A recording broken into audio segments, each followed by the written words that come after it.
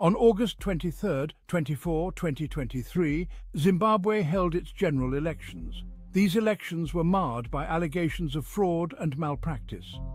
SADC, along with several independent observer missions, were quick to call out the irregularities.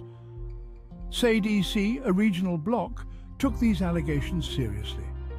Zambia, Namibia and Tanzania, the members of the SADC organ Troika, convened an extraordinary summit to address the issue.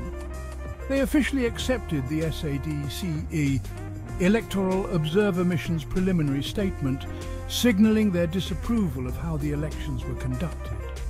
Zambian President Hakainde Hichilema didn't mince words. He critiqued Zimbabwe's authorities and demanded a formal response from the Zimbabwean government, which, by the way, has remained silent.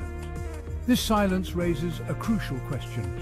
Can SADC enforce its rules and uphold democracy in the region? The stakes are high. The credibility and stability of the entire SADC region are on the line. In the meantime, opposition groups are not standing still. They have engaged with senior officials from South Africa and other SADC countries. Frankly, they are amplifying their voices wherever they can. Will Sadc step up and resolve this electoral crisis? Or will the SEOM report gather dust on a shelf? The future of democracy in Southern Africa might just hinge on the answer.